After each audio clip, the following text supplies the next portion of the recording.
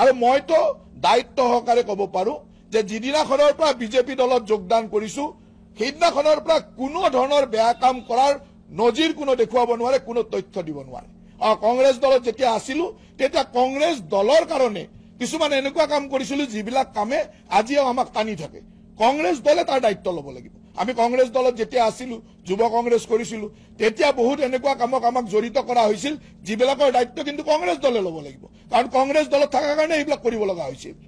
BJP দলত অহাৰ দিনাখনৰ পৰা 2015 চনৰ পৰা 10 বছৰ হ'ল গৌৰৱেৰে ক'ব পাৰো যে কোনো ধৰণৰ বেয়া কামত, কোনো ধৰণৰ অনৈতিক কামত, কোনো ধৰণৰ বেয়া ব্যৱস্থাৰ মাজত সমাজক হানি কৰা কাম, ৰাষ্ট্ৰক হানি কৰা কাম এটাও কৰা নাই আৰু ভৱিষ্যতেও নকৰো। আৰু সেইকাৰণে ইমান সগৌৰৱে নিজৰ কথাখিনি কোৱাৰ স্পষ্টতা আছে, ক'ব পাৰো, কৈছো। মানে এতিয়া যদি কংগ্ৰেছ চৰকাৰৰ দিনত তেওঁ দুৰ্নীতিত লিপ্ত হৈছিলে তেতিয়াহ'লে তেওঁ লগে লগে এতিয়া জেললৈ যাব লাগে। মানে একদম প্ৰথম কথা, যদি দুৰ্নীতিত লিপ্ত হৈছিলে তাৰমানে তেওঁ নিজে ক'লে যে কংগ্ৰেছ চৰকাৰৰ দিনত হিমন্ত বিশ্ব শৰ্মা, জয়ন্ত মল্ল বৰুৱা, পীযুষ হাজৰিকাহঁতে কেলেংকাৰী কৰিছিলে, চিণ্ডিকেট চলাইছিলে। হিমন্ত বিশ্ব শৰ্মাৰ নেতৃত্বত চলা যি চিণ্ডিকেট ৰাজ, কংগ্ৰেছৰ দিনত চলি থকা চিণ্ডিকেট ৰাজ, তাৰে দ্বিতীয় সংস্কৰণ হ'ল বিজেপিৰ দিনত চলি থকা এতিয়া দুৰ্নীতি আৰু চিণ্ডিকেট ৰাজ। এইটো এবাৰ প্ৰমাণিত হ'ল। এতিয়া এই প্ৰমাণ হোৱাৰ পাছত আচলতে মন্ত্ৰীসভাৰ পৰা মন্ত্ৰীজনক বৰ্খাস্ত কৰিব লাগে নে নাই? কিন্তু কৰিব জানো?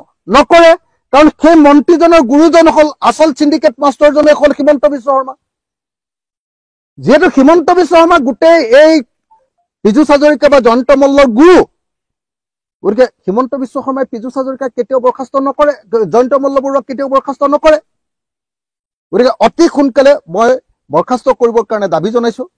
লগতে আপুনি যিটো কথা কৈছে যে জয়ন্ত মল্ল বৰুৱাই এনেকৈ কেলেংকাৰী সংগঠিত কৰি প্ৰমাণ কৰি দিছে যে আচলতে কংগ্ৰেছৰ দিনত এই যিটো দাদা ব্ৰিগেড, এই দাদা ব্ৰিগেডটোৱে কংগ্ৰেছ ৰাজত্ব কালৰ পৰা, কাৰ শাসনৰ পৰা মই নাজানো, কংগ্ৰেছৰ শাসনৰ কালৰ পৰাই যে আচলতে এই কেলেংকাৰী সংগঠিত কৰি আহিছে এইটো প্ৰমাণিত হ'ল। আৰু এই প্ৰমাণ হোৱাৰ কাৰণে মই ভাবো যে জয়ন্ত মল্লক গ্ৰেপ্তাৰ কৰিব লাগে। গ্ৰেপ্তাৰ, তেওঁ নিজে স্বীকাৰ কৰি দিছে যে মই এই কেলেংকাৰী কৰাটো হয়। কেলেংকাৰী কৰা হয় বুলি কোৱাৰ পাছত ডেফিনেটলি এটা তদন্ত ঘোষণা হ'ব লাগে আৰু তেওঁক গ্ৰেপ্তাৰ কৰিব লাগে। গতিকে এই মুহূৰ্তত জয়ন্ত মল্ল বৰুৱাক অকল মন্ত্ৰী সভাৰ পৰা খেদা নহয়, জয়ন্ত মল্ল বৰুৱাক গ্ৰেপ্তাৰ কৰাটো চৰকাৰৰ দায়িত্বত পৰিণত হৈছে। মই অতি সোনকালে অসমৰ মুখ্যমন্ত্ৰীক জয়ন্ত মল্ল বৰুৱাক গ্ৰেপ্তাৰ কৰিবৰ কাৰণে দাবী উত্থাপন কৰিছো।